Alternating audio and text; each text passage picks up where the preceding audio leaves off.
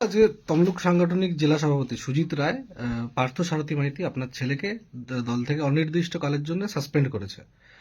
এই বিষয়ে কি বলবেন? আর শোনা যাচ্ছে যে পার্থ সারথী মাইতির যে সিকিউরিটি গার্ড ছিল তাকেও সরানো হয়েছে, এমনকি আপনার সিকিউরিটি গার্ডকেও সরানো হয়েছে, এমন একটা সূত্র মারফত খবর পাওয়া যাচ্ছে। কি বলবেন এই বিষয়ে?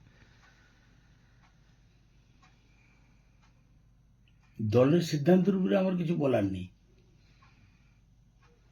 আর কি সিকিউরিটি কি হয়েছে তুলে নেওয়া হয়েছে। তা আমি জানিনি এখনো।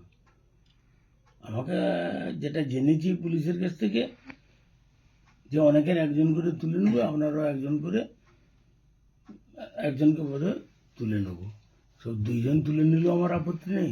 আমার সিকিউরিটি লাগবে বলে মনে করেন, আমি জীবনে কোনো পাপ অন্যায় কাজ করছি বলে মনে নেই। তো আপনার শত্রু আছে তাও আমি জানি না। আপনার ছেলেকে যে সাসপেন্ড করা হলো, দল সিদ্ধান্ত নিয়েছে, আমার বলার কি আছে? আপনি তো দলের তবে জন্ম কিটা কি হয়েছে? আপনি তো দলের জন্মলগ্ন থেকেই আছেন, 98 সাল থেকে।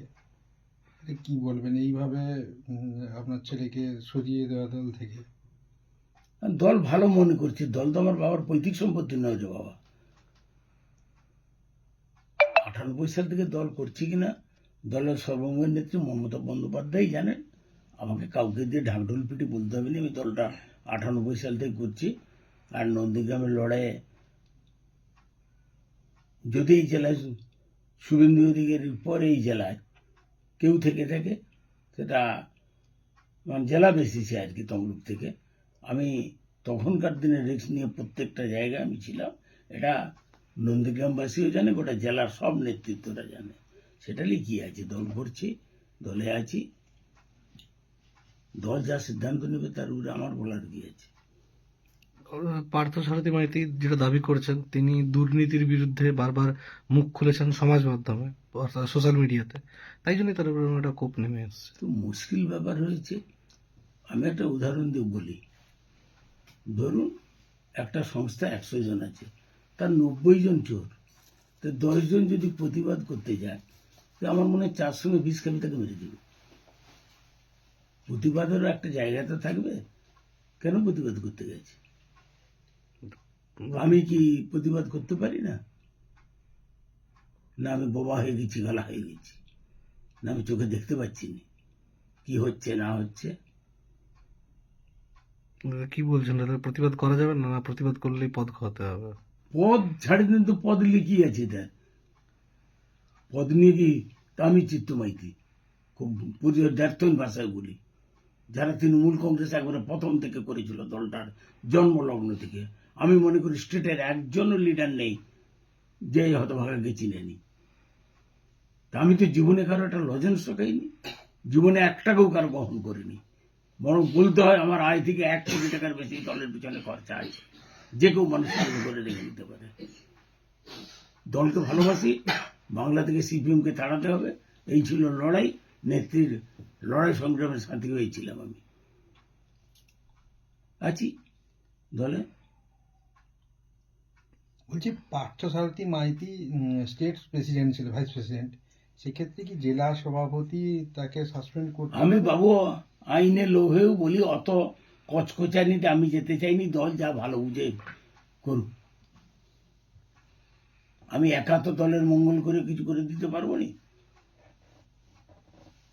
সামনে বিধানসভা ভোট 26 সালে, এপ্রিল মে মাসে ভোট হবে, এপ্রিল মাসে। সেক্ষেত্রে কি প্রভাব পড়বে? কিছে কি প্রভাব পড়বে রে বাবু? বাংলাতে এখনো কোনো রাজনৈতিক দলের দ্বিতীয় মুখ নেই নেত্রী মমতা বন্দ্যোপাধ্যায়ের বিকল্প। অত নেত্রী মমতা বন্দ্যোপাধ্যায় যতদিন আছে, কোনো অঙ্কে, কোনো লড়াইয়ে, কোনো সংগ্রামে নেত্রীকে কেউ হারাতে পারবে না। 11 সালে নেত্রী ক্ষমতায় ছিল, বাংলার মানুষ একটা পরিবর্তন চেয়েছিল, একটা মুখ পেয়েছিল নেত্রী মমতা বন্দ্যোপাধ্যায়কে। কিন্তু দুর্ভাগ্য, বাংলায় একটা রাজনৈতিক দলের কোনো মুখ নেই যে নেতৃত্বের উপরে ভরসা করে বাংলার মানুষ পরিবর্তন করবে। অতএব মমতা বন্দ্যোপাধ্যায়কে বাংলার মানুষ রেখে দেবে, কারণ অল্টারনেটিভ কোনো মুখ নেই বলে। তমলুক বিধানসভা ভোটে, লোকসভা ভোটে 20,000-এর উপর ডেভি সিট আপনাদের দলের। এবং জেলাতে 15টা বিধানসভা ভোটে ডেভি সিট আছে। সেক্ষেত্রে এই রকম যদি দলের মধ্যে তৈরি হয় সেক্ষেত্রে কি নির্বাচনে ভালো রেজাল্ট হবে? এর জন্য বিশেষজ্ঞ টিম আছে আইপ্যাকে, তারা অ্যানালিসিস করছে, রিসার্চ করছে দলের স্বার্থে। অতএব কেন এই ডেফিসিট হলো, আমার মনে হয় সব নেতৃত্ব, জেলার রাজীব ব্যানার্জি মশাই তিনি অবজারভার ছিলেন, প্রার্থী স্বয়ং ছিলেন এবং আমাদের এমএলএ বাবুরা ছিলেন। 7 দিন আগে আমি অ্যানালিসিস করে বলেছিলাম কঠিন লড়াই, আমাদের মধ্যে বেঈমান শয়তানরা আছে, ইমিডিয়েটলি 7 দিন রিকভারি করার চেষ্টা করুন। তখন অনেক নেতা আমাকে তাচ্ছিল্য করেছিল। আমি বলেছিলাম 44 বছর ওকালতিতে কংগ্রেস, সিপিএম, বিজেপি সব দলের আমার বহু মক্কেল আছে গোটা জেলায়। আমার অ্যানালিসিস অত্যন্ত কঠিন, 7 দিন লড়াই কঠিনভাবে করুন, এই বেইমান একটা বিরাট বেইমানি হয়ে যাবে আমাদেরও ধারণা। আমার সাক্ষী তো আমার প্রার্থী নিজেই আছে, পাশে বসেছিলেন, রাজীব বাবু পাশে ছিলেন। সেদিন তো আমার কথা কেউ কর্ণপাত করেন। এই দুর্নীতির বিরুদ্ধেই তাহলে এই সমস্ত যাদের কথা বলছেন, এই বেঈমান, তো এদের বিরুদ্ধেই কি মুখ খুলেছিলেন পার্থসারথী, যার জন্য তাকে আজকে সরে যেতে হলো? তো মুশকিল ব্যাপার। তা আমি তো একটা কথা বলে দিলাম যে তুমি একা প্রতিবাদ করো কি, আর প্রতিবাদ করলে তোমার উচিত তুমি দলের কাছে লিখিতভাবে দাও, দল অ্যানালিসিস করুক। যদি দল না করে, দল তো আমার বাবার পৈতৃক সম্পত্তি না, আমি দলের একজন কর্মচারী বলা যায়, দলকে ভালোবাসে একটা কর্মী। তো এরকম ফেসবুকে দেওয়াটাও ঠিক কাজ হয়নি।